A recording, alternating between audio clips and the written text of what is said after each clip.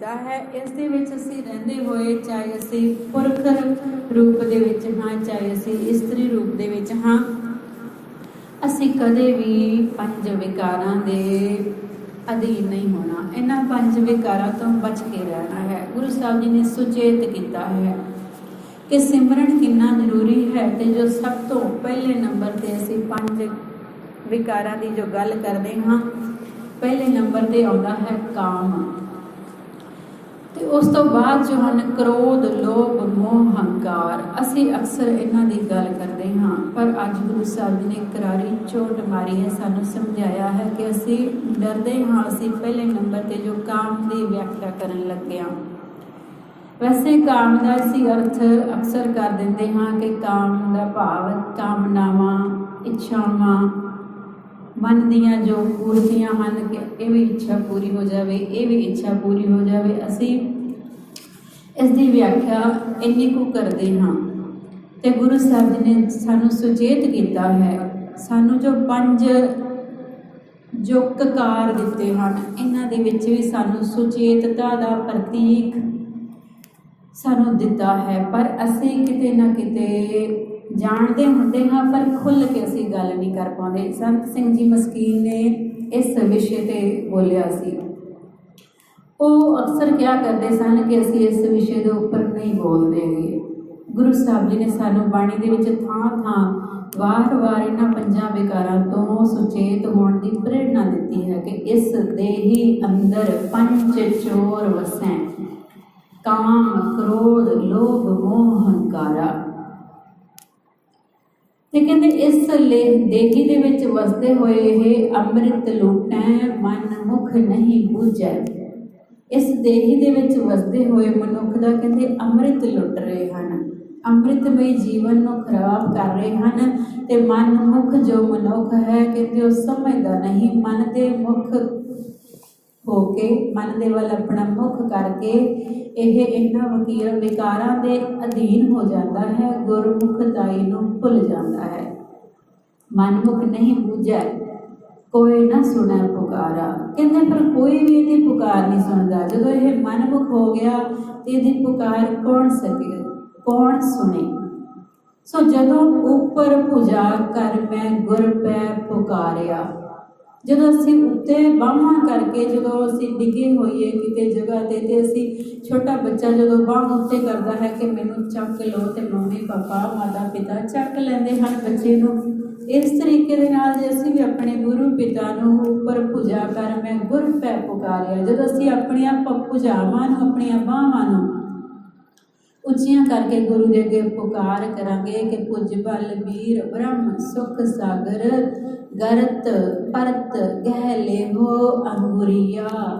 ਇਹ ਭਾਰੀ ਭੁਜਾਵਾਂ ਵਾਲੇ ਬਲਵਾਨ ਤਕੜੇ ਸੂਰਮੇ ਦਾਤਾਰ ਸਤਿਗੁਰੂ ਜੀਓ ਕਿਰਪਾ ਕਰੋ, ਮੈਨੂੰ ਵਿਕਾਰਾਂ ਦੇ ਡਿੱਗਦੇ ਹੋਏ ਟੋਏ ਦੇ ਵਿੱਚੋਂ ਤੁਸੀਂ ਮੇਰੀ ਉਂਗਲੀ ਫੜ ਕੇ ਆਪ ਖਿੱਚ ਕੇ ਬਾਹਰ ਕੱਢ ਲਓ, ਮੈਨੂੰ ਬਾਹਰ ਕੱਢ ਲਓ। ਮੇਰੇ ਤੋਂ ਉੱਠਿਆ ਨਹੀਂ ਜਾਂਦਾ, ਮੈਂ ਕਮਜ਼ੋਰ ਹਾਂ, ਮੇਰੇ ਵਿੱਚ ਤਾਕਤ ਨਹੀਂ ਕਿ ਮੈਂ ਉੱਠ ਸਕਾਂ। ਤੁਸੀਂ ਮੇਰੀ ਉਂਗਲੀ ਫੜ ਕੇ ਮੈਨੂੰ ਉਠਾਓਗੇ ਅਤੇ ਮੈਂ ਉੱਠ ਕੇ ਤੁਰ ਪਾਵਾਂਗਾ। ਅਸੀਂ ਦੇਖਦੇ ਹਾਂ ਕਿ ਜਦੋਂ ਬੱਚਾ ਤੁਰਨਾ ਸਿੱਖਦਾ ਹੈ ਅਤੇ ਵਾਰ-ਵਾਰ ਡਿੱਗਦਾ ਹੈ, ਅਤੇ ਫਿਰ ਮਾਤਾ ਪਿਤਾ ਉਸ ਨੂੰ ਉਂਗਲੀ ਫੜ ਕੇ ਖੜ੍ਹਾ ਕਰ ਲੈਂਦੇ ਹਨ, ਅਤੇ ਫਿਰ ਉਹ ਖੜ੍ਹਾ ਹੁੰਦਾ ਹੈ, ਅਤੇ ਫਿਰ ਉਂਗਲੀ ਜਦੋਂ ਮਾਤਾ ਪਿਤਾ ਨੇ ਫੜੀ ਹੈ ਅਤੇ ਉਹ ਤੁਰਦਾ ਰਹਿੰਦਾ ਹੈ। ਅਸੀਂ ਵੀ ਆਪਣੀ ਉਂਗਲੀ ਉਸ ਪਿਤਾ ਦੇ, ਗੁਰੂ ਪਿਤਾ ਦੇ ਹੱਥ ਵਿੱਚ ਫੜਾ ਦਈਏ ਅਤੇ ਉਹਨੂੰ ਫੜਾ ਕੇ ਹੀ ਚੱਲੀਏ। ਜੇ ਅਸੀਂ ਉਹਦਾ ਹੱਥ ਫੜਨ ਦਾ ਯਤਨ ਕਰਾਂਗੇ ਕਿ ਮੈਂ ਹੱਥ ਫੜਦਾ ਹਾਂ, ਅਤੇ ਫਿਰ ਸਾਡੇ ਤੋਂ ਸਾਡੀ ਪਕੜ ਉਨੀ ਮਜ਼ਬੂਤ ਨਹੀਂ, ਅਸੀਂ ਛੱਡ ਸਕਦੇ ਹਾਂ। ਸੋ ਅਸੀਂ ਗੁਰੂ ਪਿਤਾ ਨੂੰ ਕਹਿ ਦਈਏ ਕਿ ਗਰਤ ਪਰਤ ਗਹਿ ਲੇਹੋ ਅੰਗੁਰੀਆ, ਤੁਸੀਂ ਮੇਰੀ ਉਂਗਲੀ ਫੜ ਕੇ ਮੈਨੂੰ ਉਠਾ ਲਓ ਇਸ ਟੋਏ ਦੇ ਵਿੱਚੋਂ, ਮੈਂ ਟੋਏ 'ਚ ਡਿੱਗ ਪਿਆ ਹਾਂ। ਗੁਰੂ ਅਰਜਨ ਪਾਤਸ਼ਾਹ ਜੀ ਨੂੰ ਭਾਈ ਮੰਝ ਜੀ ਨੇ ਪੁਕਾਰਿਆ ਸੀ, ਅਰਦਾਸ ਕੀਤੀ ਸੀ ਮਨ ਦੇ ਵਿੱਚ, ਅਤੇ ਗੁਰੂ ਅਰਜਨ ਪਾਤਸ਼ਾਹ ਨੰਗੇ ਪੈਰੀ ਭੱਜੇ ਆਏ ਸਨ ਖੂਹ ਦੇ ਵਿੱਚੋਂ ਕੱਢਣ ਦੇ ਲਈ। ਇਸੇ ਤਰੀਕੇ ਦੇ ਨਾਲ ਜੇ ਅਸੀਂ ਵਿਕਾਰਾਂ ਦੇ ਖੂਹ ਦੇ ਵਿੱਚ ਡਿੱਗਦੇ ਹਾਂ ਤਾਂ ਵੀ ਅਰਦਾਸ ਕਰੀਏ। ਅਤੇ ਜਿਵੇਂ ਇੱਕ ਮਾਂ ਆਪਣੇ ਬੱਚੇ ਨੂੰ ਡਿੱਗਿਆ ਹੋਇਆ ਦੇਖ ਕੇ जिस हालत च हुंदी है भजी आउंदी है, उवें गुरु पिता भजे आउंदे हन ते भाई मंझ जी नूं खूह दे विचों बाहर कढदे हन। हालांकि जो बाहर कढ़ते हैं तो भाई मंझ जी कहते पहला सेवा वालियां लकड़ा कढ़ो। खैर उत्थे प्रेम उत्थे साखी दे अनुसार गल है कि पहला लकड़ा कढ़ाइया भाई मंझ जी ने ते फिर भाई मंझ जी नूं कढ़िया ते गुरु साहब जी ने भाई मंझ जी नूं वरदान दिता कि मंझ प्यारा गुरु को गुर मंझ प्यारा, मंझ गुरु का वह था जग लंघन हारा। कि असीं पंज प्यारियां की असीं गल करते हाँ, भाई दया सिंह जी, भाई धर्म सिंह जी, भाई हिम्मत सिंह जी, भाई मोहकम सिंह जी, भाई साहिब सिंह जी। ते गुरु अर्जन पातशाही ने पहला भाई मंझ जी को अपना प्यारा बनाया है। ਜਿਹੜੇ ਵੀ ਗੁਰੂ ਦੇ ਸਿੱਖ ਸਿੱਖੀ ਨੂੰ ਕਮਾਉਂਦੇ ਹਨ, ਹੁਕਮ ਦੇ ਵਿੱਚ ਪਾਣੀ ਦੇ ਵਿੱਚ ਰਹਿੰਦੇ ਹਨ, ਗੁਰਮੁਖ ਬਣ ਜਾਂਦੇ ਹਨ, ਗੁਰੂ ਦੇ ਵੱਲ ਆਪਣਾ ਮੂੰਹ ਰੱਖਦੇ ਹਨ ਤੇ ਗੁਰੂ ਨੇ ਸਾਰਿਆਂ ਨੂੰ ਆਪਣਾ ਪਿਆਰਾ ਬਣਾਇਆ ਹੈ। ਤੇ ਗੁਰਬਾਣੀ ਦੇ ਵਿੱਚ ਹੁਕਮ ਕੀਤਾ ਹੈ ਕਿ ਗੁਰਸਿੱਖਾਂ ਇੱਕੋ ਪਿਆਰ, ਗੁਰਮਿਤਾਂ ਪੁੱਤਾਂ ਭਾਈਆਂ। कि गुरु अपने सिखा अपने मित्रां पुत्रां ते भरावां दे वांग प्यार करता है, कदे भी फर्क या वितकरा नहीं करता। सो सानू गुरु दी शरण दे विच आना आ जावे, असीं उहदी शरण दे विच ढह पईए। अक्सर असीं जदों मत्था टेकदे हां ते असीं हत्थां नूं उत्ते कर लैंदे हां, खड़े उपर वाल कर लेते हाँ। इस तरह जे असीं देखिए तलियां नूं उपर कर लेते हाँ। मत्था टेकण की जो सही जांच है वो किहड़ी है कि असीं गुरु की शरण दे विच आए हाँ ते अपना आपा अर्पित कर देना है, अपना तन मन धन सब सौंप गुरु को हुक्म मन्निया पाइए। मत्था टेकण का सही तरीका किहड़ा है, जदों असीं आउंदे हाँ बाहरों गुरु साहब जी नूं मन दे विच फतेह बुलाउणी है ते आके हथ जोड़ के ते जदों ढह पैना है मत्था टेकना है ते अरदास करते हुए मन दे नाल अरदास करनी है, सिर्फ शरीर दे नाल नहीं। आए बैठे हाजरी मन करके भी लवाया करिए। ते जदों मत्था टेकते हाँ ते हथ अपने झुका के नीवें रखिया करिए, तलियां नूं थल्ले रखनियां हुंदियां हन। तलियां नूं थल्ले रख देना, मत्था भी टेकना। इसका भाव है कि असीं अर्पण करते हाँ अपने आप नूं तुहाडे अगे अर्पण करते हाँ। असीं तलियां उपर करके मंगण की निशानी है कि असीं मंगण आए हाँ। असीं अर्पण आपां जदों अर्पण कर देवांगे तो गुरु ने दिया सारा कुछ ही देना है। जदों असीं उहदे बण जावांगे, आपां अर्पण कर देवांगे तो अपने बच्चों तो कोई माता पिता लगा के थोड़ी कोई रखता चीज़, उन्हें पहलां भी दित्तियां हन, अगां भी उन्हें दिंदे रहना है। दिंदा दे लैंदे थक पाहे, जुगा जुगंतर खाही खाहे। असीं मत्था टेकण के कई तरीके अपनाए हुए हैं, पर सही तरीका यही है, विद्वानां दे विचार है कि अपने हत्थां नूं भी सीधे थल्ले रख देना। तो इस तरीके दे नाल असीं मत्था टेकीए तो फिर सानूं उस वेले जदों असीं सुचेत होकर याद करके मत्था टेकांगे कि असीं हत्थ एवें रखने हाँ, तो फिर वो आपे वाली गल भी याद आ जाएगी मन दे विच ते असीं आपा रखण आए हैं इत्थे। आपा चक के मत्था चक के तो फिर असीं वापस बैठ जाते हाँ। असीं आपा गुरु के चरणों के विच रखना है कि मेरी कोई मर्जी नहीं, मेरे जीवन के विच तेरी मर्जी है, जो तू करना है वो तो होना ही है। भावें असीं अरदासां करते हाँ, कई बारी देर नाल पूरियां हुंदियां हन जां कई बारी हो भी जांदियां हन, कई बारी साडी इच्छा तो विरुद्ध भी कुछ हुंदा है, तो फिर भी असीं पाणी दे विच रहिंदे हां ते असीं कहने हैं कि उसनूं यही चंगा लगदा सी। साडे बहुत प्यारे जो साडे तो विछड़ जाते हैं उदों असीं भाणा मंनदे हां। ते गुरु साहब जी दे असीं इतिहास दे विचों बाणी दे विचों फरमान लैंदे हां, सिੱਖਿਆਵਾਂ लैंदे हां कि गुरु घर दे विच भी इदां वापरे गुरसिੱਖਾਂ दे नाल। फिर सानूं उत्थे भाणा मन्नण दा उत्थे बल आउंदा है ते यही तो गुरसिੱਖ होण दी निशानी है। इसे करके असीं बार-बार आउंदे हां, भाणा मन्नण दा बल लैण आउंदे हां। बस अपना आपा भी सानूं अर्पण करना आ जावे, अंदरों भी अर्पण करना आ जावे। जिथे सानूं बाहरों मत्था टेकना आया है उत्थे अंदरों भी सानूं मत्था टेकना आ जावे कि मत्था असीं गुरु दे अगे रखिया है ते मत्थे दे विच हुण जो सिर दे अंदर दिमाग पाया है, उन्हें मत जो दित्ती है ਉਹ ਵੀ ਗੁਰੂ ਵਾਲੀ ਰਵੇ। ਅਸੀਂ ਆਪਣੀ ਮਨ ਮਤ ਅਸੀਂ ਕਈ ਥਾਈਂ ਜਾ ਕੇ ਅਸੀਂ ਆਪਣੀ ਮਨ ਦੀ ਮਤ ਨੂੰ ਵਰਤਣ ਲੱਗ ਜਾਂਦੇ ਹਾਂ। ਉਹੀ ਮਨ ਮਤ ਨੂੰ ਦੂਰ ਕਰਨ ਦੀ ਗੱਲ ਅੱਜ ਦੇ ਸਲੋਕ ਦੇ ਵਿੱਚ ਗੁਰੂ ਸਾਹਿਬ ਜੀ ਨੇ ਸਾਨੂੰ ਦਿੱਤੀ ਹੈ। ਤੇ ਗੁਰੂ ਸਾਹਿਬ ਜੀ ਦੀ ਅਸੀਂ ਜੇ ਬਾਣੀ ਦੀ ਵਿਚਾਰ ਹੋਰ ਡੂੰਘਾਈ ਦੇ ਵਿੱਚ ਕਰੀਏ ਕਿ ਗੁਰੂ ਸਾਹਿਬ ਜੀ ਸਾਨੂੰ ਸਮਝਾਉਣਾ ਕੀ ਚਾਹੁੰਦੇ ਹਨ ਤੇ ਅਸੀਂ ਕੀ ਬਣ ਜਾਂਦੇ ਹਾਂ। ਗੁਰੂ ਸਾਹਿਬ ਜੀ ਨੇ ਸਾਨੂੰ 4 ਨਿਸ਼ਾਨੀਆਂ ਜੇ ਬਾਣੀ ਦਾ ਸ਼ਬਦ ਅਸੀਂ ਲੈ ਕੇ ਦੇਖੀਏ ਤੇ ਸਿੱਖ ਦੇ ਅੰਦਰ ਕਿਹੜੇ ਗੁਣ ਹੋਣੇ ਚਾਹੀਦੇ ਹਨ, ਅਸੀਂ ਕੀ ਕਰਨਾ ਹੈ। ਗੁਰੂ ਸਾਹਿਬ ਜੀ ਦਾ ਅਸੀਂ ਆਮ ਸ਼ਬਦ ਹਰ ਰੋਜ਼ ਪੜ੍ਹਦੇ ਹਾਂ ਪਰ ਅਸੀਂ ਵਿਚਾਰਦੇ ਨਹੀਂ। ਇਸ ਸ਼ਬਦ ਦੇ ਵਿੱਚੋਂ ਅਸੀਂ ਜੇ ਡੂੰਘੀਆਂ ਗੱਲਾਂ ਲੱਭਣ ਦੀ ਕੋਸ਼ਿਸ਼ ਕਰੀਏ, ਹੁਣ ਸ਼ਬਦ ਤੁਹਾਡੇ ਅੱਗੇ 2 ਪੰਕਤੀਆਂ ਰੱਖਾਂਗੀ ਤੇ ਨਾਲ ਦੇ ਨਾਲ ਸਾਰਾ ਸ਼ਬਦ ਤੁਹਾਨੂੰ ਵੀ ਯਾਦ ਆ ਜਾਵੇਗਾ।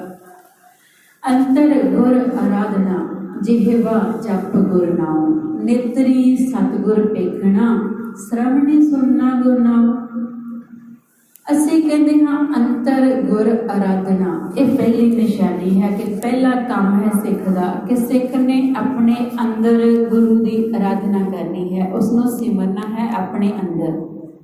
ਇਹ ਹੋ ਗਈ ਪਹਿਲੀ ਗੱਲ, ਅੰਤਰ ਗੁਰ ਆਰਾਧਨਾ। ਫਿਰ ਦੂਜੀ ਗੱਲ ਜਿਹਵਾ ਜਪ ਗੁਰ ਨਾਮ, ਕਿ ਆਪਣੀ ਜੀਵਾ ਦੇ ਨਾਲ ਆਪਣੀ ਰਸਨਾ ਦੇ ਨਾਲ ਪਰਮਾਤਮਾ ਦਾ ਨਾਮ ਜਪਣਾ ਹੈ। ਇਹ ਹੋ ਗਈ ਦੂਜੀ ਗੱਲ, ਅੰਤਰ ਗੁਰ ਆਰਾਧਨਾ ਜਿਹਵਾ ਜਪ ਗੁਰ ਨਾਮ। ਹੁਣ ਤੀਜੀ ਗੱਲ ਕਰਦੇ ਹਨ, ਨੇਤਰੀ ਸਤਿਗੁਰ ਵੇਖਣਾ, ਨੇਤਰਾਂ ਦੇ ਨਾਲ ਸਤਿਗੁਰ ਦੇ ਦਰਸ਼ਨ ਕਰਨੇ ਹਨ। ਜਿੱਥੇ ਅੰਦਰ ਆਰਾਧਨਾ ਹੈ, ਜੀਵਾ ਦੇ ਨਾਲ ਜਪਣਾ ਹੈ ਤੇ ਅੱਖਾਂ ਦੇ ਨਾਲ ਦਰਸ਼ਨ ਉਹਦੇ ਕਰਨੇ ਹਨ। ਨੇਤਰੀ ਸਤਿਗੁਰ ਵੇਖਣਾ, ਸ਼ਰਵਣੀ ਸੁਣਨਾ ਗੁਰ ਨਾਮ।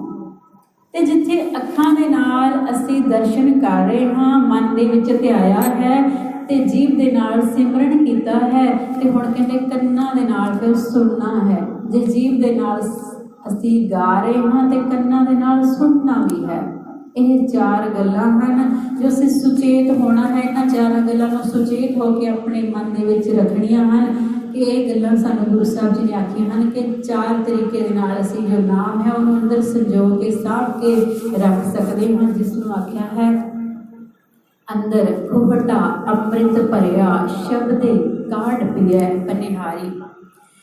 ਕਿ ਇਸ ਦੇਹੀ ਦੇ ਅੰਦਰ, ਜਿੱਥੇ ਇਸ ਦੇਹੀ ਅੰਦਰ ਪੰਜ ਚੋਰ ਵਸਿਆਂ ਦੀ ਗੱਲ ਕੀਤੀ ਹੈ, ਉੱਥੇ ਹੀ ਅੰਦਰ ਖੁਬਟਾ ਅੰਮ੍ਰਿਤ ਦਾ ਖੂਹ ਵੀ ਭਰਿਆ ਪਿਆ ਹੈ। ਨਾਲ ਹੀ ਅੰਦਰ ਖੁਬਟਾ ਅੰਮ੍ਰਿਤ ਭਰਿਆ, ਇਸ ਸਰੀਰ ਦੇ ਅੰਦਰ ਕਹਿੰਦੇ ਅੰਮ੍ਰਿਤ ਦਾ ਖੂਹ ਭਰਿਆ ਪਿਆ ਹੈ। ਤੇ ਅੰਮ੍ਰਿਤ ਦਾ ਖੂਹ, ਕਹਿੰਦੇ ਖੂਹ ਦੇ ਵਿੱਚੋਂ ਜਿਵੇਂ ਕੋਈ ਪਾਣੀ ਕੱਢਣ ਵਾਲੀ ਪਾਣੀ ਕੱਢਦੀ ਹੈ, ਵਿੱਚ ਬਾਲਟੀ ਡੋਬਦੀ ਹੈ ਰਸਤੇ ਦੇ ਨਾਲ, ਤੇ ਕਹਿੰਦੇ ਹੁਣ ਅੰਮ੍ਰਿਤ ਨਾਮ ਪੀਣ ਵਾਲੀ ਜਿਹੜੀ ਜਿੰਦ ਹੈ, ਜਿਹੜਾ ਜੀਵ ਹੈ, ਕਹਿੰਦੇ ਗੁਰੂ ਦਾ ਸ਼ਬਦ ਰੂਪੀ ਉਹ ਜੋ ਭਾਂਡਾ ਹੈ ਉਹਨੂੰ ਅੰਦਰ ਚਲਾਵੇਗਾ, ਉਸ ਖੂਹ ਦੇ ਵਿੱਚ ਡੋਬੇਗਾ। ਸ਼ਬਦ ਦੇ ਦੁਆਰਾ ਕਾਢ ਪੀਐ ਪਨਿਹਾਰੀ। ਤੇ ਕਹਿੰਦੇ ਆਪਣੀ ਸੁਰਤ ਦੇ ਨਾਲ, ਸ਼ਬਦ ਦੇ ਨਾਲ, ਕਹਿੰਦੇ ਸੁਰਤ ਦਾ ਰਸਾ ਬਣਾ ਕੇ ਸ਼ਬਦ ਨੂੰ ਮਨ ਦੇ ਵਿੱਚ ਵਸਾ ਕੇ ਤੇ ਅੰਦਰੋਂ ਹੀ ਆਪਣੇ ਨਾਮ ਰੂਪੀ ਅੰਮ੍ਰਿਤ ਨੂੰ ਕੱਢ ਕੇ ਤੇ ਕਹਿੰਦੇ ਫਿਰ ਉਹ ਇਸ ਅੰਮ੍ਰਿਤਮਈ ਨਾਮ ਨੂੰ ਉਹ ਜਿੰਦ ਪੀਂਦੀ ਹੈ ਤੇ ਇਹਨਾਂ ਵਿਕਾਰਾਂ ਤੋਂ, ਪੰਜਾਂ ਤੋਂ ਬਚ ਜਾਂਦੀ ਹੈ। ਸ਼ਬਦੇ ਕਾਢ ਪੀਐ ਪਨਿਹਾਰੀ। ਤੇ ਹੁਣ ਕਹਿੰਦੇ ਇਹ ਪੀਣ ਵਾਲੀ, ਪਾਣੀ ਭਰਨ ਵਾਲੀ, ਕਹਿੰਦੇ ਸ਼ਬਦ ਦੇ ਦੁਆਰਾ ਅੰਮ੍ਰਿਤਮਈ ਨਾਮ ਨੂੰ ਕੱਢ ਕੇ ਰਸ ਨੂੰ ਕਹਿੰਦੇ ਝਕੋਲ ਕੇ ਭਰ ਕੇ ਪੀਂਦੀ ਹੈ।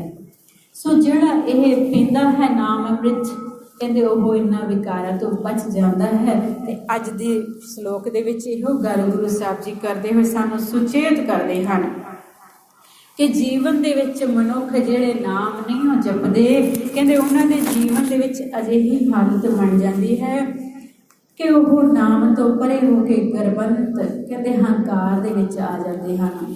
ਅਸੀਂ ਹਉਮੈ ਤੋਂ ਬਚਣ ਦੀ ਗੱਲ ਪਹਿਲਾਂ ਕੀਤੀ ਹੈ ਕਿ ਹਉਮੈ ਤੋਂ ਅਸੀਂ ਬਚਣਾ ਹੈ। ਹਉਮੈ ਨੂੰ ਛੱਡਾਂਗੇ ਤਾਂ ਹੀ ਗੁਰੂ ਦੀ ਜੋ ਗੱਲ ਹੈ ਜੀਵਨ ਦੇ ਵਿੱਚ ਵਸ ਸਕੇਗੀ।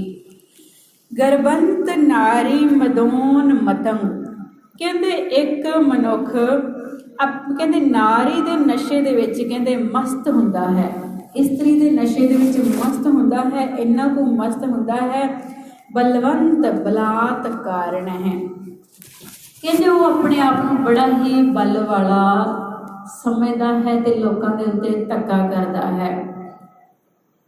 ਭਾਵ ਕਿ ਜੇ ਅਸੀਂ ਇਤਿਹਾਸ ਦੇ ਵੱਲ ਝਾਤ ਮਾਰੀਏ ਕਿ ਜਦੋਂ ਮੁਗਲਾਂ ਨੇ ਭਾਰਤ ਦੇ ਵਿੱਚ ਕਬਜ਼ਾ ਕੀਤਾ, ਭਾਰਤ ਦੇਸ਼ ਦੇ ਉੱਤੇ ਹਮਲੇ ਕੀਤੇ, ਤੇ ਉਹ ਕੀ ਕਰਦੇ ਸਨ ਕਿ ਇਸਤਰੀਆਂ ਨੂੰ ਆਪਣੇ ਅਧੀਨ ਕਰ ਲੈਂਦੇ ਸਨ। ਬਹੁਤੇ ਰਾਜੇ ਕੀ ਕਰਦੇ ਸਨ ਕਿ ਆਪਣੇ ਘਰ ਦੇ ਵਿੱਚੋਂ ਆਪਣੀਆਂ ਬੇਟੀਆਂ ਦੇ, ਆਪਣੀਆਂ ਪਤਨੀਆਂ ਤੱਕ ਵੀ ਉਹ ਉਹਨਾਂ ਮੁਗਲਾਂ ਨੂੰ ਦੇ ਦਿਆ ਕਰਦੇ ਸਨ। ਤੇ ਉਹ ਮੁਗਲ ਇਸ ਤਾਕਤ ਦੇ ਅਧੀਨ ਆਪਣੇ ਨਸ਼ੇ ਦੇ ਵਿੱਚ ਆ ਜਾਂਦੇ ਸਨ ਕਿ ਅਸੀਂ ਕੁਝ ਵੀ ਕਰ ਸਕਦੇ ਹਾਂ, ਤੇ ਲੋਕਾਂ ਦੇ ਉੱਤੇ ਹਰ ਇੱਕ ਤਰ੍ਹਾਂ ਦੇ ਅਤਿਆਚਾਰ ਕਰਦੇ ਸਨ। ਤੇ ਇਸ ਸ਼ਲੋਕ ਦੀ, ਇਸ ਸ਼ਬਦ ਦੀ ਅਰਥ, ਇਸ ਪੰਕਤੀ ਦਾ ਅਰਥ ਕਈਆਂ ਨੇ ਇਸ ਪ੍ਰਕਾਰ ਵੀ ਕੀਤਾ ਹੈ ਕਿ ਗਰਵੰਤ ਨਾਰੀ, ਕਹਿੰਦੇ ਜੋ ਇਸਤਰੀ, ਜੇ ਭੈੜੇ ਆਚਰਣ ਵਾਲੀ ਇਸਤਰੀ ਦੀ ਗੱਲ ਕਰੀਏ, ਕਹਿੰਦੇ ਉਹ ਭੈੜੇ ਆਚਰਣ ਵਾਲੀ ਜੋ ਜੀਵ ਇਸਤਰੀ, ਕਹਿੰਦੇ ਦੁਨਿਆਵੀ ਤੌਰ 'ਤੇ ਅਸੀਂ ਦੇਖੀਏ ਤੇ ਕਹਿੰਦੇ ਉਹ ਆਪਣੇ ਆਪ ਦੇ ਵਿੱਚ, ਆਪਣੀ ਜਵਾਨੀ ਦੇ ਨਸ਼ੇ ਦੇ ਵਿੱਚ, ਕਹਿੰਦੇ ਮਦੋਨ ਮਤੰਗ, ਕਹਿੰਦੇ ਉਹ ਮਸਤ ਹੁੰਦੀ ਹੈ। ਤੇ ਉਹ ਕੀ ਸਮਝਦੀ ਹੈ ਕਿ ਬਲਵੰਤ ਬਲਾਤਕਾਰਨ ਹੈ, ਕਹਿੰਦੇ ਉਹ ਕਹਿੰਦੀ ਹੈ ਕਿ ਬਲਵੰਤ, ਕਹਿੰਦੇ ਭਾਰੀ ਬਲ ਵਾਲੇ, ਬੜੇ ਹੀ ਬਲ ਵਾਲੇ, ਕਹਿੰਦੇ ਬਲਵੰਤ, ਤਗੜੇ ਜੋ ਸੂਰਮੇ, ਜੋ ਲੋਕਾਂ ਦੇ ਉੱਤੇ ਅਤਿਆਚਾਰ ਕਰਦੇ ਹਨ, ਲੋਕਾਂ ਦੇ ਉੱਤੇ ਧੱਕਾ ਕਰਦੇ ਹਨ। ਅਸੀਂ ਮੁਗਲਾਂ ਦੀ ਗੱਲ ਕੀਤੀ, ਅਸੀਂ ਉੱਥੋਂ ਹੀ ਲੈ ਲਈਏ, ਕਹਿੰਦੇ ਉਹਨਾਂ ਨੂੰ ਵੀ ਆਪਣੇ ਅਧੀਨ ਕਰ ਲੈਂਦੀ ਹੈ। ਕਹਿੰਦੇ ਅਜਿਹੀ ਇਸਤਰੀ ਜੋ ਕਾਮ ਦੇ ਅਧੀਨ ਹੈ, ਤੇ ਕਹਿੰਦੇ ਉਹ ਅਜਿਹੇ ਮਨੁੱਖਾਂ ਨੂੰ ਵੀ, ਤਗੜੇ ਸੂਰਮਿਆਂ ਨੂੰ ਵੀ ਆਪਣੇ ਅਧੀਨ ਕਰ ਲੈਂਦੀ ਹੈ, ਤੇ ਉਹਦੇ ਅੱਗੇ ਆ ਕੇ ਝੁਕਦੇ ਹਨ। ਚਰਨ ਕਮਲ ਨਹਿ ਭਜੰਤ, ਤ੍ਰਿਣ ਸਮਾਨ ਤ੍ਰਿਗ ਜਨਮ ਨਹਿ। ਪਰ ਕਹਿੰਦੇ ਦੋਨੇ ਸੂਰਤਾਂ ਦੇ ਵਿੱਚ, ਜੇ ਉਹ ਪੁਰਸ਼ ਦੇ ਤੌਰ 'ਤੇ ਹੈ, ਕੋਈ ਤਾਕਤਵਰ ਹੈ, ਚਾਹੇ ਇਸਤਰੀ ਆਪਣੇ ਆਪ ਨੂੰ ਸਮਝਦੀ ਹੈ ਕਿ ਮੇਰੇ ਅੱਗੇ ਸਾਰੇ, ਕਹਿੰਦੇ ਝੁਕਦੇ ਹਨ, ਤੇ ਕਹਿੰਦੇ ਦੋਵੇਂ ਤਰੀਕੇ ਦੇ ਨਾਲ, ਕਹਿੰਦੇ ਜੇ ਨਾਮ ਸਿਮਰਨ ਨਹੀਂ ਕੀਤਾ, ਚਰਨ ਕਮਲ, ਕਹਿੰਦੇ ਜੇ ਪਰਮਾਤਮਾ ਦੇ ਚਰਨ ਕਮਲ ਨਹਿ ਭਜੰਤ, ਜੀ ਨੇ ਨਹੀਂ ਸਿਮਰੇ, ਤ੍ਰਿਣ ਸਮਾਨ ਤ੍ਰਿਗ ਜਨਮ ਨਹਿ, ਕਹਿੰਦੇ ਉਹ ਤੇਲੇ ਵਰਗੇ ਹਨ। ਭਾਵੇਂ ਆਪਣੇ ਆਪ ਨੂੰ ਸਮਝਦੇ ਹਨ ਕਿ ਮੇਰੇ 'ਚ ਬੜਾ ਬਲ ਹੈ, ਬੜੀ ਤਾਕਤ ਹੈ, ਮੇਰੇ ਜਿੰਨਾ ਸੂਰਮਾ ਹੀ ਕੋਈ ਨਹੀਂ, ਪਰ ਗੁਰੂ ਸਾਹਿਬ ਜੀ ਕੀ ਕਹਿੰਦੇ ਹਨ, ਜਾਕੋ ਹਰ ਰੰਗ ਲਾਗੋ ਇਸ ਜੁਗ ਮੈਂ, ਸੋ ਕਹੀਅਤ ਹੈ ਸੂਰਾ, ਕਿ ਜਿਸ ਨੂੰ ਪਿਆਰੇ ਦਾ ਰੰਗ ਲੱਗ ਜਾਂਦਾ ਹੈ, ਪਿਆਰੇ ਪਰਮਾਤਮਾ ਦੇ ਨਾਮ ਦੀ ਰੰਗਣ ਚੜ੍ਹ ਜਾਂਦੀ ਹੈ, ਕਹਿੰਦੇ ਉਹ ਅਸਲ ਦੇ ਵਿੱਚ ਸੂਰਮਾ ਹੈ। ਦੁਨਿਆਵੀ ਤੌਰ 'ਤੇ ਆਪਣੇ ਆਪ ਨੂੰ ਸੂਰਮਾ ਸਮਝਣ ਵਾਲੇ, ਕਹਿੰਦੇ ਤੁੱਛ ਹਨ, ਤੇਲੇ ਦੇ ਸਮਾਨ ਹਨ, ਕਹਿੰਦੇ ਉਹ ਤੇਲੇ ਦੇ ਸਮਾਨ ਹਨ। ਅਗਲੀ ਪੰਕਤੀ ਦੇ ਵਿੱਚ ਜੋ ਗੁਰੂ ਸਾਹਿਬ ਜੀ ਨੇ ਨਾਮ ਜਪਣ ਵਾਲੇ ਦੀ ਉਦਾਹਰਣ ਦਿੱਤੀ, ਕਹਿੰਦੇ ਉਹ ਕਿੰਨਾ ਕੁ ਬਲਵਾਨ ਹੈ। ਹੇ ਪਪੀਲਕਾ ਗ੍ਰਸਟੇ, ਗੋਬਿੰਦ ਸਿਮਰਨ ਤੁਯੰਗ ਤਨੰਗ, ਕਹਿੰਦੇ ਕੋਈ ਮਨੁੱਖ ਆਪਣੇ ਆਪ ਨੂੰ ਗਰੀਬ, ਨਿਮਾਣਾ, ਜਾਂ ਸਮਝੇ ਕਿ ਮੇਰੇ 'ਚ ਕੋਈ ਤਾਕਤ ਨਹੀਂ, ਕੋਈ ਬਲ ਨਹੀਂ, ਮੈਂ ਕਿਸੇ ਦਾ ਕੁਝ ਵਿਗਾੜ ਨਹੀਂ ਸਕਦਾ, ਤੇ ਉਹਨੂੰ ਆਸਰਾ ਦਿੱਤਾ ਗੁਰੂ ਸਾਹਿਬ ਜੀ ਨੇ। ਕਹਿੰਦੇ ਕੀੜੀ ਵਰਗੇ ਮਨੁੱਖ, ਇਹ ਨੀਵੇਂ ਜਿਹੇ ਮਨੁੱਖ, ਛੋਟੇ ਜਿਹੇ ਮਨੁੱਖ, ਜਿਵੇਂ ਦੁਨੀ ਚੰਦ ਹਾਥੀ ਨਾਲ ਨਹੀਂ ਸੀ ਲੜਿਆ, ਤੇ ਭਾਈ ਬਚਿੱਤਰ ਸਿੰਘ ਜੀ ਛੋਟੇ ਜਿਹੇ ਕੱਦ ਦੇ ਸਨ, ਪਤਲੇ ਜਿਹੇ ਸਨ, ਤੇ ਹਾਥੀ ਨਾਲ ਲੜ ਗਏ ਸਨ।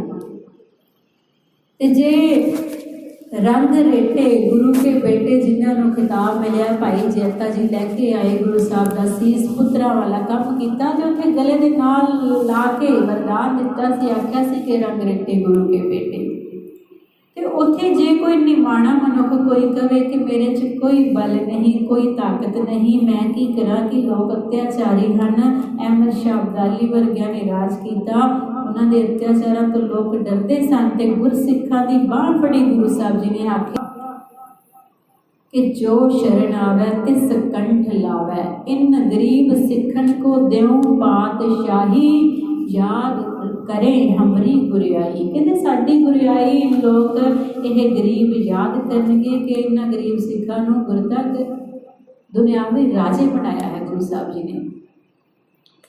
ਸੋ ਗੁਰੂ ਸਾਹਿਬ ਜੀ ਨੇ ਸਦਾ ਹੀ ਸਾਨੂੰ ਆਪਣੇ ਲੜ ਲਾਇਆ ਹੈ, ਤੇ ਅੱਜ ਵੀ ਇੱਥੇ ਹੌਸਲਾ ਦੇ ਰਹੇ ਹਨ ਕਿ ਬੜੇ ਲੋਕ ਤਾਕਤਵਰ ਹਨ, ਅਸੀਂ ਕੀ ਕਰੀਏ, ਸਾਡੇ ਤਾਂ ਕੋਈ ਬਲ ਨਹੀਂ। ਕਹਿੰਦੇ ਨਹੀਂ, ਹੇ ਪਪੀਲਕਾ ਗ੍ਰਸਟੇ, ਗੋਬਿੰਦ ਸਿਮਰਨ ਤੁਯੰਗ ਤਨੰਗ, ਕਹਿੰਦੇ ਕਹਿੰਦੇ ਪਪੀਲਕਾ ਕੀੜੀ ਵਰਗੇ ਕਹਿੰਦੇ ਮਨੁੱਖ ਤੂੰ ਬੜਾ ਵਜ਼ਨਦਾਰ ਹੈ। ਗ੍ਰਸਟੇ ਦਾ ਭਾਵ ਬੜਾ ਵਜ਼ਨਦਾਰ। ਪਪੀਲਕਾ ਕੀੜੀ ਕਹਿੰਦੇ ਹੈ ਕੀੜੀ ਵਰਗੇ ਮਨੁੱਖ, ਛੋਟੇ ਜਿਹੇ ਮਨੁੱਖ ਕਹਿੰਦੇ ਤੂੰ ਬੜਾ ਹੀ ਵਜ਼ਨਦਾਰ ਹੈ, ਤੇਰਾ ਬੜਾ ਵਜ਼ਨ ਹੈ। ਉਸ ਦੇ ਸਾਹਮਣੇ ਜੋ ਬਲਾਤਕਾਰਨ ਵਾਲਾ ਸੁਭਾਅ ਰੱਖਦਾ ਹੈ, ਬਲਵੰਤ ਬੜਾ ਹੈ, ਸੂਰਮਾ ਹੈ, ਕਹਿੰਦੇ ਲੋਕਾਂ ਉੱਤੇ ਧੱਕਾ ਕਰਦਾ ਹੈ। ਬਲਾਤਕਾਰਨ ਦਾ ਭਾਵ ਧੱਕਾ ਕਰਨਾ, ਬਲਵੰਤ ਬਲ ਵਾਲਾ। ਕਹਿੰਦੇ ਗੋਬਿੰਦ ਸਿਮਰਨ ਤੁਯੰਗ ਧਨੇ, ਕਹਿੰਦੇ ਕੀੜੀ ਵਰਗੇ ਮਨੁੱਖ ਤੇਰਾ ਜੋ ਨਾਮ ਸਿਮਰਨ ਹੈ ਪਰਮਾਤਮਾ ਦਾ, ਕਹਿੰਦੇ ਉਹ ਤੇਰਾ ਧਨ ਹੈ। ਕਹਿੰਦੇ ਤੇਰੇ ਕੋਲ ਉਹ ਨਾਮ ਧਨ ਹੈ। ਕਹਿੰਦੇ ਤੇਰੇ ਜਦੋਂ ਤੇਰੇ ਕੋਲ ਇਹ ਧਨ ਹੈ ਤੇ ਕਹਿੰਦੇ ਫਿਰ ਤੂੰ ਬੜਾ ਹੀ ਬਲਵਾਨ ਹੈ, ਸੂਰਮਾ ਹੈ, ਵਜ਼ਨਦਾਰ ਹੈ। ਉਹਦੇ ਸਾਹਮਣੇ ਕਹਿੰਦੇ ਉਹ ਤੇਰੇ ਸਾਹਮਣੇ ਕੁਝ ਵੀ ਨਹੀਂ। ਜੇ ਅਸੀਂ ਹੁਣ ਅਹਿਮਦ ਸ਼ਾਹ ਅਬਦਾਲੀ ਦੀ ਗੱਲ ਕੀਤੀ ਤੇ ਗੁਰਸਿੱਖ ਜੰਗਲਾਂ ਦੇ ਵਿੱਚ ਰਹਿੰਦੇ ਸਨ। ਗੁਰਸਿੱਖ ਜੰਗਲਾਂ ਦੇ ਵਿੱਚ ਰਹਿੰਦੇ ਸਨ ਤੇ ਜੰਗਲਾਂ 'ਚ ਰਹਿ ਕੇ ਵੀ ਰੱਬ ਦਾ ਸ਼ੁਕਰਾਨਾ ਕਰਦੇ ਸਨ, ਚੜ੍ਹਦੀ ਕਲਾ ਦੇ ਵਿੱਚ ਸਨ, ਕਦੇ ਡੋਲਦੇ ਨਹੀਂ ਸਨ। ਤੇ ਕਹਿੰਦੇ ਸਨ ਕਿ ਅੜੇ ਸੋ ਝੜੇ, ਜੋ ਸ਼ਰਨ ਆਵੇ ਤੇ ਸਕੰਠ ਲਾਵੇ, ਇਹ ਬਿਰਧ ਸੁਆਮੀ ਸੰਗਾ। ਤੇ ਸੁਆਮੀ ਨੇ ਇਹ ਉਹਨਾਂ ਨੂੰ ਚੜ੍ਹਦੀ ਕਲਾ ਦਿੱਤੀ ਹੋਈ ਸੀ ਕਿ ਜੋ ਵੀ ਉਹਨਾਂ ਦੇ ਸਾਹਮਣੇ ਆਉਂਦਾ ਸੀ ਉਹਨੂੰ ਹਰਾ ਦਿੰਦੇ ਸਨ। ਸੋ ਹੁਣ ਅਹਿਮਦ ਸ਼ਾਹ ਅਬਦਾਲੀ ਜਦੋਂ ਚੜ੍ਹ ਕੇ ਆਇਆ ਤੇ ਸਰਦਾਰ ਜੱਸਾ ਸਿੰਘ ਜੀ ਆਹਲੂਵਾਲੀਆ, ਸਰਦਾਰ ਚੜ੍ਹਤ ਸਿੰਘ ਜੀ, ਸਰਦਾਰ ਬਾਬਾ ਬਘੇਲ ਸਿੰਘ ਜੀ, ਸਰਦਾਰ ਜੱਸਾ ਸਿੰਘ ਜੀ ਰਾਮਗੜੀਆ ਵਰਗੇ ਇਹ ਸਾਰੇ ਸਰਦਾਰ ਸੂਰਮੇ ਸਨ ਜੋ ਇਹਨਾਂ ਨੇ ਉਹਨਾਂ ਦਾ ਮੁਕਾਬਲਾ ਕੀਤਾ। ਭਾਜੜ ਪਾਈ ਰੱਖੀ ਹਰ ਵੇਲੇ ਮੁਗਲਾਂ ਨੂੰ, ਦੁਰਾਨੀਆਂ ਨੂੰ, ਇਰਾਨੀਆਂ ਨੂੰ। ਤੇ ਜੋ ਇਹ ਬਲ ਵਾਲੇ ਸੂਰਮੇ ਸਨ ਆਪਣੇ ਆਪ ਦੇ ਵਿੱਚ ਬੜੇ ਹੀ ਤਗੜੇ, ਆਪਣੇ ਆਪ ਨੂੰ ਸਮਝਦੇ ਸਨ, ਇਹਨਾਂ ਨੂੰ ਭਾਜੜ ਪਾਈ। ਤੇ ਅਹਿਮਦ ਸ਼ਾਹ ਅਬਦਾਲੀ ਵਰਗਿਆਂ ਦਾ ਨਾਸ਼ ਕਿਵੇਂ ਹੋਇਆ? ਲਖਪਤ ਰਾਏ ਵਰਗਿਆਂ ਨੂੰ ਵੀ ਉਹਨਾਂ ਨੂੰ ਸਜ਼ਾ ਦਿੱਤੀ ਉਹਨਾਂ ਦੇ ਕੀਤੇ ਦੀ, ਜਸਪਤ ਰਾਏ ਨੂੰ ਵੀ ਉਹਦੇ ਕੀਤੇ ਦੀ ਸਜ਼ਾ ਦਿੱਤੀ, ਜਿਹੜੀਆਂ ਖਾਂ ਵਰਗਿਆਂ ਨੂੰ ਵੀ ਮੁਕਾਇਆ, ਜੈਨ ਖਾਂ ਵਰਗੇ ਤੇ ਹੋਰ ਕਈਆਂ ਨੂੰ ਉਹਨਾਂ ਦੇ ਕੀਤੇ ਦੀ ਸਜ਼ਾ ਦਿੱਤੀ। ਪਰ ਜੋ ਇਹ ਵੱਡਾ ਜ਼ਾਲਮ ਸੀ ਅਹਿਮਦ ਸ਼ਾਹ ਅਬਦਾਲੀ ਆ ਕੇ ਹਰਿਮੰਦਰ ਸਾਹਿਬ ਦੇ ਉੱਤੇ ਇਹਨੇ ਹਮਲਾ ਕੀਤਾ, ਹਰਿਮੰਦਰ ਸਾਹਿਬ ਨੂੰ ਤੁੜਾਉਣਾ ਸ਼ੁਰੂ ਕਰ ਦਿੱਤਾ। ਹਰਿਮੰਦਰ ਸਾਹਿਬ ਦੀ ਇਮਾਰਤ ਨੂੰ ਇਸਨੇ ਤੁੜਵਾਉਣਾ ਸ਼ੁਰੂ ਕਰ ਦਿੱਤਾ ਕਿ ਇਮਾਰਤ ਨੂੰ ਢਾਹ ਦਿੱਤਾ ਜਾਵੇ। ਬੜਾ ਹੀ ਪਿਆਰ ਹੈ ਸਿੱਖਾਂ ਨੂੰ, ਵੱਡਾ ਘੱਲੋ-ਘਾਰਾ ਕਰਨ ਤੋਂ ਬਾਅਦ ਇਹਨੂੰ ਲੱਗਿਆ ਕਿ ਮੈਂ ਗੁਰਸਿੱਖ ਮੁਕਾ ਦਿੱਤੇ ਹਨ, ਹੁਣ ਨਹੀਂ ਉੱਠ ਸਕਦੇ। ਜਿਹੜੇ ਬਚੇ ਹਨ ਹੁਣ ਘੱਟੋ ਘੱਟ 10 ਸਾਲ ਤਾਂ ਇਹ ਸਿਰ ਨਹੀਂ ਕੱਢਦੇਗੇ। ਜਿਹੜੇ ਮੈਨੂੰ ਤੰਗ ਕਰੀ ਰੱਖਦੇ ਹਨ ਹੁਣ ਨਹੀਂ ਇਹਨਾਂ ਨੂੰ ਉੱਠਣ ਦਿੰਦਾ। ਇਹਨਾਂ ਦੀ ਇਮਾਰਤ ਵੀ, ਇਹਨਾਂ ਦਾ ਧਾਰਮਿਕ ਸਥਾਨ ਵੀ ਢਾਹ ਦਿਓ। ਤੇ ਸਰੋਵਰ ਦੇ ਵਿੱਚ ਕਹਿੰਦੇ ਗੰਦਗੀ ਦੇ ਨਾਲ ਪੂਰਨ ਦਾ ਇਹਨੇ ਹੁਕਮ ਦਿੱਤਾ। ਉੱਥੇ ਗਾਵਾਂ ਦਾ ਮਾਸ ਉਹਨੂੰ ਵੱਢ ਕੇ ਗਾਵਾਂ ਨੂੰ ਸੁੱਟਿਆ ਜਾਣ ਲੱਗਿਆ। ਹੋਰ ਮਰੇ ਹੋਏ ਪਸ਼ੂ, ਮਰੇ ਹੋਏ ਮਨੁੱਖਾਂ ਦੀਆਂ ਹੱਡੀਆਂ ਆਦਿ ਸਰੋਵਰ ਦੇ ਵਿੱਚ ਸੁੱਟਵਾਈਆਂ ਗਈਆਂ ਤੇ ਹਰਿਮੰਦਰ ਸਾਹਿਬ ਦੀ ਇਮਾਰਤ ਨੂੰ ਢਾਇਆ ਜਾ ਰਿਹਾ ਸੀਗਾ। ਤੇ ਅਹਿਮਦ ਸ਼ਾਹ ਅਬਦਾਲੀ ਸਾਹਮਣੇ ਖੜ ਕੇ ਆਪ ਢਵਾ ਰਿਹਾ ਸੀ, ਘੋੜੇ ਦੇ ਉੱਤੇ ਖੜਾ ਸੀ ਇਹ। ਤੇ ਕੀ ਹੋਇਆ? ਰਗਲਾ ਪਾਣਾ ਵਾਪਰਿਆ, ਆਪਣੀ ਆਈ ਮੌਤ ਆਪੇ ਮਰਿਆ। ਕਿਵੇਂ ਮਰਿਆ ਹੈ? ਹਰਿਮੰਦਰ ਸਾਹਿਬ ਦੀ ਇੱਟ ਦੇ ਵਿੱਚੋਂ ਕਹਿੰਦੇ ਇੱਕ ਜੋ ਪੱਥਰ ਜੋ ਤੋੜੇ ਜਾ ਰਹੇ ਸਨ, ਇੱਟ ਦੇ ਵਿੱਚੋਂ ਇੱਕ ਟੋਟਾ ਵੱਡਾ ਸਾਰਾ ਟੁਕੜਾ ਪੱਥਰ ਦਾ ਨਿਕਲਿਆ ਤੇ ਅਹਿਮਦ ਸ਼ਾਹ ਅਬਦਾਲੀ ਦੇ ਆ ਕੇ ਨੱਕ ਤੇ ਵੱਜਿਆ। ਅਹਿਮਦ ਸ਼ਾਹ ਅਬਦਾਲੀ ਦੇ ਨੱਕ ਤੇ ਉਹ ਜਦੋਂ ਟੁਕੜਾ ਆ ਕੇ ਵੱਜਿਆ, ਵੱਟਾ ਵੱਜਿਆ ਤੇ ਹੁਣ ਇਹਦਾ ਨੱਕ ਸੀ ਜਿਹੜਾ ਇਹਦੇ ਸੱਟ ਵੱਜ ਗਈ ਤੇ ਉਹ ਨੱਕ ਦਾ ਇਲਾਜ ਇਸਨੇ ਬਹੁਤ ਕਰਵਾਇਆ, ਉਹ ਇਲਾਜ ਹੋ ਨਹੀਂ ਪਾਇਆ। 10 ਸਾਲ ਤੱਕ ਇਸਦਾ ਇਲਾਜ ਵੀ ਚੱਲਦਾ ਰਿਹਾ ਪਰ ਉਹ ਨੱਕ ਗਲ ਗਿਆ। ਉਹ ਨੱਕ ਗਲ ਗਿਆ ਤੇ ਨੱਕ ਦੇ ਗਲਣ ਕਰਕੇ ਉਸ ਅਹਿਮਦ ਸ਼ਾਹ ਅਬਦਾਲੀ ਦੀ ਮੌਤ ਹੋਈ ਸੀ। ਤੇ ਇੱਧਰੋਂ ਜਦੋਂ ਇਹ ਹਰਿਮੰਦਰ ਸਾਹਿਬ ਤੁੜਵਾ ਰਿਹਾ ਸੀ ਤੇ ਸਿੰਘ ਹਾਲੇ ਇੱਧਰੋਂ ਵੱਡੇ ਘੱਲੂਘਾਰੇ ਤੋਂ ਮਾੜਾ ਜਿਹਾ ਆਪਣੇ ਆਪ ਨੂੰ ਉਭਾਰ ਕੇ ਤੇ ਆਪਣੇ ਜ਼ਖਮਾਂ ਦਾ ਇਲਾਜ ਮਾਲਵੇ ਵੱਲ ਕਰਵਾ ਰਹੇ ਸਨ। ਤੇ ਇਹਨਾਂ ਨੂੰ ਖਬਰ ਪਹੁੰਚੀ ਘੱਲੂਘਾਰੇ ਦੇ ਹਰਿਮੰਦਰ ਸਾਹਿਬ ਤੇ ਹਮਲੇ ਦੀ ਤੇ ਸਿੰਘ ਜ਼ਖਮ ਆਪਣੇ ਅੱਲੇ ਜ਼ਖਮਾਂ ਦੇ ਨਾਲ ਹੀ ਵਾਪਸ ਆਏ ਹਨ ਤੇ ਅਹਿਮਦ ਸ਼ਾਹ ਅਬਦਾਲੀ ਤੋਂ ਆਪਣੇ ਕਬਜ਼ੇ ਦੇ ਵਿੱਚ ਦਿੱਤਾ ਹੈ ਹਰਿਮੰਦਰ ਸਾਹਿਬ। ਅਹਿਮਦ ਸ਼ਾਹ ਅਬਦਾਲੀ ਨੂੰ ਭਜਾ ਦਿੱਤਾ ਹੈ ਤੇ ਹਰਿਮੰਦਰ ਸਾਹਿਬ ਦੇ ਉੱਤੇ ਫਿਰ ਸਿੱਖਾਂ ਨੇ ਕਬਜ਼ਾ ਕੀਤਾ ਹੈ, ਆਪਣਾ ਹੱਕ ਹਕੂਕ ਲਿੱਤੇ ਹਨ, ਸੇਵਾ ਸੰਭਾਲੀ ਹੈ। ਤੇ ਹੁਣ ਕੀ ਹੋਇਆ ਕਿ ਜਦੋਂ ਸਿੰਘਾਂ ਨੇ ਫਿਰ ਕਬਜ਼ੇ ਕਰ ਲਿੱਤੇ, ਅਹਿਮਦ ਸ਼ਾਹ ਅਬਦਾਲੀ ਦਾ ਇੱਕ ਵਾਰੀ ਫਿਰ ਭੱਜਿਆ, ਫਿਰ ਆ ਕੇ ਇਹਨੇ ਹਮਲਾ ਕੀਤਾ। ਵਾਰ-ਵਾਰ ਇਹਨੇ 10 ਵਾਰ ਹਮਲੇ ਕੀਤੇ ਹਨ 10 ਸਾਲਾਂ ਦੇ ਵਿੱਚ, ਪਰ ਅਖੀਰ ਤੇ ਇਸ ਨੂੰ ਭੱਜਣਾ ਹੀ ਪਿਆ ਸੀ। ਤਾਂ ਹੁਣ ਇੱਥੇ ਸਿੰਘਾਂ ਨੇ ਜਦੋਂ ਹਰਿਮੰਦਰ ਸਾਹਿਬ ਦੀ ਸੇਵਾ ਦੇ ਲਈ ਹੁਣ पूरी तरह के नाल सेवा की जानी सी। सरोवर के विचों गंदगी कढ़वानी सी, दोबारा इमारत बनवानी सी ते बहुत पैसा खर्च होना सी। ते इधरों ਜਿਹੜੀਆਂ ਇਹ ਪਹਿਲਾਂ 65 ਜੱਥੇ ਹੋਇਆ ਕਰਦੇ ਸਨ, ਸਿੱਖਾਂ ਦੇ ਅਲੱਗ-ਅਲੱਗ ਜੱਥੇ ਸਨ। ਉਹਨਾਂ ਦੇ ਵਿੱਚੋਂ ਫਿਰ ਸਰਬੱਤ ਖਾਲਸਾ ਦੀ ਮੀਟਿੰਗ ਦੇ ਵਿੱਚ ਇੱਕ ਵਾਰ ਇਹਨਾਂ ਨੇ ਫੈਸਲਾ ਕੀਤਾ ਸੀ, ਜਦੋਂ ਇਹ ਮਿਸਲਾਂ ਬਣੀਆਂ ਹਨ ਤਾਂ ਉਦੋਂ ਇਹਨਾਂ ਜੱਥਿਆਂ ਨੇ ਫੈਸਲਾ ਕੀਤਾ ਸੀ ਕਿ ਇਹਨਾਂ 65 ਜੱਥਿਆਂ ਦੇ ਵਿੱਚੋਂ 11 ਮਿਸਲਾਂ ਬਣਾਈਆਂ ਜਾਣ। 11 ਮਿਸਲਾਂ ਬਣਾਈਆਂ ਗਈਆਂ ਸਨ, ਭਾਵ ਕਿ ਇਹ ਜੱਥੇ ਜੋ ਪਹਿਲਾਂ 65 ਸਨ ਹੁਣ 11 ਜੱਥੇ ਇੱਕ ਹਿਸਾਬ ਦੇ ਨਾਲ ਹੋ ਗਏ ਸਨ। 11 ਮਿਸਲਾਂ ਸਨ, 11 ਮਿਸਲਾਂ ਦੇ ਸਰਦਾਰ ਬਣਾਏ ਗਏ ਸਨ। 11 ਸਰਦਾਰ ਸਨ ਜਿਨ੍ਹਾਂ ਦੇ ਵਿੱਚੋਂ ਰਾਮਗੜੀਆ ਮਿਸਲ, ਆਲੂਵਾਲੀਆ ਮਿਸਲ, ਸ਼ੁਕਰ ਚੱਕੀਆ ਮਿਸਲ, ਇਸ ਤਰੀਕੇ ਦੇ ਨਾਲ 11 ਮਿਸਲਾਂ ਸਨ। ਜੱਸਾ ਸਿੰਘ ਆਲੂਵਾਲੀਆ ਮਿਸਲ ਦੇ ਸਰਦਾਰ ਸਨ। ਤੇ ਜੱਸਾ ਸਿੰਘ ਆਲੂਵਾਲੀਆ ਜਿੱਥੇ ਆਪਣੀ ਮਿਸਲ ਦੇ ਸਰਦਾਰ ਸਨ, ਉੱਥੇ ਜੋ ਇਹ 11 ਮਿਸਲਾਂ ਸਨ, 11 ਮਿਸਲਾਂ ਭਾਵ ਕੇ ਸਮੁੱਚਾ ਖਾਲਸਾ ਪੰਥ, ਤੇ ਸਮੁੱਚੇ ਖਾਲਸਾ ਪੰਥ ਨੂੰ ਦਲ ਖਾਲਸਾ ਆਖਿਆ ਜਾਂਦਾ ਸੀ। ਸਾਰੀਆਂ ਮਿਸਲਾਂ ਨੂੰ ਦਲ ਖਾਲਸਾ ਆਖਿਆ ਜਾਂਦਾ ਸੀ। ਇੱਥੇ ਇੱਕ ਜਗ੍ਹਾ ਖਾਲਸਾ ਇਕੱਠਾ ਹੋ ਜਾਂਦਾ ਸੀ, ਉਹਨੂੰ ਕਹਿੰਦਾ ਸੀ ਦਲ ਖਾਲਸਾ, ਜਦੋਂ ਸਰਬੱਤ ਖਾਲਸਾ ਇਕੱਠਾ ਹੁੰਦਾ ਸੀ। ਤੇ ਦਲ ਖਾਲਸਾ ਦੇ ਮੁਖੀ ਪਹਿਲਾਂ ਨਵਾਬ ਕਪੂਰ ਸਿੰਘ ਸਨ ਤੇ ਬਾਅਦ ਦੇ ਵਿੱਚ ਉਹਨਾਂ ਨੇ ਸਰਦਾਰ ਜੱਸਾ ਸਿੰਘ ਜੀ ਆਲੂਵਾਲੀਆ ਨੂੰ ਬਣਾਇਆ ਸੀ। ਹੁਣ ਮੁਖੀ ਦੀ ਡਿਊਟੀ ਬਣਦੀ ਸੀ ਕਿ ਸੇਵਾ ਦੇ ਵਿੱਚ ਸਭ ਤੋਂ ਵੱਡਾ ਯੋਗਦਾਨ ਪਾਵੇ। ਤਾਂ ਹੁਣ ਜਿੱਥੇ ਹਰਿਮੰਦਰ ਸਾਹਿਬ ਜੀ ਨੂੰ ਛੁਡਵਾਇਆ ਤੇ ਇਹਨਾਂ ਨੂੰ ਜੋ ਮਿਸਲਾਂ ਸਨ, ਜੋ ਵੀ ਧਨ ਪਦਾਰਥ ਅਹਿਮਦ ਸ਼ਾਹ ਅਬਦਾਲੀ ਤੋਂ ਲੁੱਟ ਕੇ ਲਿਆਂਦੇ ਸਨ, ਉਹ ਭਜਦਾ ਸੀ ਤੇ ਉਹਦਾ ਕਿਉਂਕਿ ਭਾਰਤ ਦੇਸ਼ ਦੀ ਰਾਸ਼ੀ ਹੁੰਦੀ ਸੀ ਜੋ ਲੈ ਕੇ ਜਾਂਦਾ ਸੀ। ਔਰਤਾਂ ਨੂੰ ਕਬਜ਼ੇ ਵਿੱਚੋਂ ਛੁਡਾ ਕੇ ਉਹਨਾਂ ਦੇ ਘਰੋਂ ਘਰੀ ਪਹੁੰਚਾ ਦਿੱਤਾ ਜਾਂਦਾ ਸੀ। ਤੇ ਪੈਸਾ ਜੋ ਸੀ, ਜੋ ਧਨ ਪਦਾਰਥ, ਉਹ ਸੋਨੇ ਜਵਾਹਰਾਤ ਲੁੱਟ ਕੇ ਲੈ ਜਾਂਦਾ ਸੀ। ਗਰੀਬਾਂ ਦੇ ਵਿੱਚ ਵੀ ਵੰਡਿਆ ਕਰਦੇ ਸਨ, ਆਪਣੀ ਲੋੜ ਵੀ ਪੂਰੀ ਕਰਦੇ ਸਨ, ਕਿਉਂਕਿ ਆਪਣੇ ਲਈ ਵੀ ਸ਼ਸਤਰ ਆਦਿਕ, ਘੋੜੇ ਆਦਿਕ, ਹਰ ਇੱਕ ਚੀਜ਼ ਦੀ ਲੋੜ ਹੁੰਦੀ ਹੈ। ਗੁਰਦੁਆਰੇ ਦੀ ਸੇਵਾ ਸੰਭਾਲ ਕਰਨੀ ਹੈ ਤੇ ਮਾਇਆ ਬਹੁਤ ਗਿਣਤੀ ਦੇ ਵਿੱਚ ਉਹ ਅਮੀਰਾਂ ਦੀ ਲੁੱਟੀ ਜਾਂਦੀ ਸੀ, ਗਰੀਬਾਂ ਦੀ ਥੋੜ੍ਹੀ ਹੁੰਦੀ ਸੀ। ਗਰੀਬਾਂ ਨੂੰ ਦਿੰਦੇ ਸੀ, ਲੋੜਵੰਦਾਂ ਨੂੰ, ਪਰ ਆਪਣੀ ਲੋੜ ਵੀ ਪੂਰੀ ਕਰਦੇ ਸਨ। ਤਾਂ ਹੁਣ ਸਿੰਘਾਂ ਨੇ ਆਪਸ ਦੇ ਵਿੱਚ ਜੋ ਧਨ ਰਾਸ਼ੀ ਵੰਡੀ ਤੇ ਉਹਦੇ ਵਿੱਚੋਂ 9 ਲੱਖ ਰੁਪਈਆ ਬਾਬਾ ਜੱਸਾ ਸਿੰਘ ਆਲੂਵਾਲੀਆ ਇਹਨਾਂ ਦੇ ਹਿੱਸੇ ਆਇਆ। ਤੇ ਜੱਸਾ ਸਿੰਘ ਜੀ ਆਲੂਵਾਲੀਆ ਨੇ ਸੇਵਾ ਕਰਨ ਦੇ ਲਈ ਸੋਚਿਆ ਕਿ ਸੇਵਾ ਕਿਸ ਤਰੀਕੇ ਦੇ ਨਾਲ ਕੀਤੀ ਜਾਵੇ। ਤੇ ਉਹਨਾਂ ਨੇ ਇੱਕ ਚਾਦਰ ਵਿਛਾਈ, ਉੱਥੇ ਮਿਸਲਾਂ ਦੇ ਸਾਹਮਣੇ ਚਾਦਰ ਵਿਛਾਈ, ਸਾਰੇ ਸਰਦਾਰਾਂ ਦੇ ਸਾਹਮਣੇ। ਤੇ ਚਾਦਰ ਦੇ ਵਿੱਚ ਜੋ 9 ਲੱਖ ਰੁਪਈਆ ਆਪਣੇ ਹਿੱਸੇ ਆਇਆ ਸੀ, ਉਹ 9 ਲੱਖ ਰੁਪਈਆ ਉਸ ਚਾਦਰ ਦੇ ਵਿੱਚ ਪਾ ਦਿੱਤਾ ਹਰਿਮੰਦਰ ਸਾਹਿਬ ਦੀ ਸੇਵਾ ਵਾਸਤੇ। ਉਸ ਸਮੇਂ ਉਹ ਸਾਰਾ ਦਾ ਸਾਰਾ ਪੈਸਾ ਪਾ ਦਿੱਤਾ ਕਿ ਗੁਰੂ ਦਾ ਦਿੱਤਾ ਪਹਿਲਾਂ ਬਹੁਤ ਹੈ, ਗੁਰੂ ਨੇ ਦਿੰਦੇ ਹੀ ਰਹਿਣਾ ਹੈ, ਅੱਗੇ ਕਿਹੜਾ ਉਹਨੇ ਬੰਦ ਕਰ ਦੇਣਾ ਹੈ, ਉਹਦੇ ਦਿੱਤਾ ਹੀ ਖਾ ਰਹੇ ਹਾਂ ਤੇ ਕੋਈ ਗੱਲ ਨਹੀਂ। ਤਾਂ ਉਹਨੇ ਸਾਰਾ ਦਾ ਸਾਰਾ ਪਾ ਦਿੱਤਾ। ਸਬਰ ਸੰਤੋਖ ਵਾਲੇ ਸਨ ਗੁਰੂ ਦੇ ਸਿੱਖ।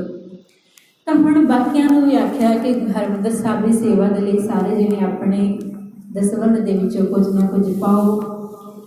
ਤਾਂ ਹੁਣ ਸਾਰਿਆਂ ਨੇ ਉਹਦੇ ਆਪਣੇ ਜੋ ਸਰਦਾ ਸੀ, ਜੋ ਬਣਦਾ ਸੀ ਦਸਵੰਧ, ਸਾਰਿਆਂ ਨੇ ਪਾਇਆ। ਤੇ ਇਸ ਤਰੀਕੇ ਦੇ ਨਾਲ 14 ਲੱਖ ਦੀ ਕੁੱਲ ਰਾਸ਼ੀ ਬਣੀ ਤੇ ਉਹ 14 ਲੱਖ ਰੁਪਈਆ ਦੇ ਕੇ ਭਾਈ ਦੇਸ ਰਾਜ ਜੀ ਨੂੰ, ਜੋ ਵਿਧੀ ਚੰਦੀਏ ਸਨ, ਉਹਨਾਂ ਨੂੰ ਦੇ ਕੇ ਹਰਿਮੰਦਰ ਸਾਹਿਬ ਦੀ ਸੇਵਾ ਸੰਭਾਲ ਕਰਵਾਈ। ਤੇ ਭਾਈ ਦੇਸ ਰਾਜ ਜੀ ਵਿਧੀ ਚੰਦੀਆ ਆਖਿਆ ਜਾਂਦਾ ਹੈ ਜਿਨ੍ਹਾਂ ਨੇ ਸੇਵਾ ਕਰਵਾਈ। ਵਿਧੀ ਚੰਦ ਜੀ ਭਾਈ 6ਵੇਂ ਪਾਤਸ਼ਾਹ ਵੇਲੇ ਸਿੱਖ ਹੋਏ ਹਨ, ਉਹਨਾਂ ਦੀ ਕੁਲ ਦੇ ਵਿੱਚੋਂ ਹੀ ਸਿੱਖ ਹੋਏ ਹਨ। ਤੇ ਹੁਣ ਇਹਨਾਂ ਨੇ ਸੇਵਾ ਸੰਭਾਲ ਕੀਤੀ ਤੇ ਇਹਨਾਂ ਨੇ ਆਪਣਾ ਜੋ ਸੇਵਾ ਲਿਖੇ ਲਾਈ ਸਰਦਾਰ ਜੱਸਾ ਸਿੰਘ ਜੀ ਵਰਗਿਆਂ ਨੇ, ਜਿਨ੍ਹਾਂ ਨੂੰ ਗੁਰੂ ਸਾਹਿਬ ਜੀ ਨੇ ਆਖਿਆ ਹੈ ਕਿ ਭਾਵੇਂ ਤੁਸੀਂ ਜੰਗਲਾਂ ਦੇ ਵਿੱਚ ਵੀ ਰਹੋ, ਉੱਥੇ ਵੀ ਤੁਹਾਨੂੰ ਚੜ੍ਹਦੀ ਕਲਾ ਗੁਰੂ ਨੇ ਦੇ ਦੇਣੀ ਹੈ, ਕਿਸੇ ਵੀ ਪ੍ਰਕਾਰ ਦੇ ਵਿੱਚ ਤੁਹਾਨੂੰ ਢਹਿੰਦੀ ਕਲਾ ਦੇ ਵਿੱਚ ਨਹੀਂ ਆਉਣ ਦੇਣਾ। ਉਸੇ ਨੂੰ ਹੀ ਆਖਿਆ ਕਿ ਹੇ ਪਪੀਲ ਕਾ ਗ੍ਰਸਟੇ ਗੋਬਿੰਦ ਸਿਮਰਨ ਤੁਯੰ ਤਨੰ, ਕਹਿੰਦੇ ਪਰਮਾਤਮਾ ਦਾ ਨਾਮ ਤੇਰਾ ਧਨ ਹੈ, ਤੂੰ ਬੜਾ ਬਲਵਾਨ ਹੈ। ਅਹਿਮਦ ਸ਼ਾਹ ਅਬਦਾਲੀ ਵਰਗੇ ਤੇ ਹੋਰ ਦੁਨਿਆਵੀ ਰਾਜੇ ਅੱਜ ਦੇ ਵੀ ਅਸੀਂ ਆਖੀਏ ਤੇ ਕਹਿੰਦੇ ਗੁਰਸਿੱਖਾਂ ਦੇ ਸਾਹਮਣੇ ਕੁਝ ਵੀ ਨਹੀਂ। ਕਿਸੇ ਨੇ ਕਰੋਨਾ ਫੈਲਾਇਆ ਹੈ ਤੇ ਕੋਈ ਆਕਸੀਜਨ ਦੇ ਲੰਗਰ ਲਾ ਰਿਹਾ ਹੈ। ਜੇ ਕਿਸੇ ਨੇ ਕੋਈ ਆਪਣੇ ਕਰਮ ਕੀਤੇ ਹਨ, ਆਕਸੀਜਨ ਲੁਕੋ ਕੇ ਰੱਖ ਲਈ ਹੈ ਕਿ ਮਹਿੰਗੀ ਵੇਚਾਂਗੇ, ਤੇ ਗੁਰੂ ਦੇ ਖਾਲਸੇ ਨੇ ਫ੍ਰੀ ਲਾ ਦਿੱਤੀ ਹੈ। ਸੇਵਾ ਸਰਬਤ ਦਾ ਭਲਾ ਕਰ ਰਿਹਾ ਹੈ ਖਾਲਸਾ, ਕਿਉਂਕਿ ਗੋਬਿੰਦ ਸਿਮਰਨ ਤੁਯੰ ਤਨੰ, ਤੁਯੰ ਤਨੀ ਸ਼ਬਦ ਹੈ ਕਿ ਤੇਰਾ ਧਨ ਪਰਮਾਤਮਾ ਦਾ ਨਾਮ ਸਿਮਰਨ ਹੈ। ਤੇ ਗੁਰੂ ਸਾਹਿਬ ਜੀ ਨੇ ਅਖੀਰਲੀ ਪੰਕਤੀ ਦੇ ਵਿੱਚ ਆਖਿਆ ਹੈ, ਨਾਨਕ ਅਨਿਕ ਬਾਰ ਨਮੋ ਨਮਹਿ, ਜਿੰਦਾ ਨਾਮ ਧਨ ਕਹਿੰਦੇ ਆਸਰਾ ਹੈ, ਕਹਿੰਦੇ ਉਹਦੇ ਚਰਨਾਂ ਦੇ ਵਿੱਚ ਸਾਡੀ ਨਮਸਕਾਰ ਹੈ। ਗੁਰੂ ਸਾਹਿਬ ਜੀ ਨੇ ਆਪ ਨਮਸਕਾਰ ਕੀਤੀ ਹੈ ਕਿ ਜਿਹਨੇ ਨਾਮ ਧਨ ਆਪਣਾ ਕਹਿੰਦੇ ਬਣਾ ਲਿਆ, ਕਹਿੰਦੇ ਧਨ, ਕਹਿੰਦੇ ਦੁਨਿਆਵੀ ਧਨ ਛੱਡ ਕੇ ਨਾਮ ਦੇ ਧਨ ਨੂੰ ਅਪਣਾ ਲਿੱਤਾ, ਕਹਿੰਦੇ ਉਹਦੇ ਚਰਨਾਂ ਦੇ ਵਿੱਚ ਸਾਡੀ ਨਮਸਕਾਰ ਹੈ। ਸੋ ਅਸੀਂ ਗੁਰੂ ਦੇ ਚਰਨਾਂ ਦੇ ਵਿੱਚ ਨਮਸਕਾਰ ਕਰਾਂਗੇ ਤੇ ਗੁਰੂ ਸਾਨੂੰ ਆਪਣੇ ਗਲੇ ਦੇ ਨਾਲ ਲਗਾਉਂਦਾ ਹੈ, ਚਰਨ ਸ਼ਰਨ ਗੁਰ ਏਕ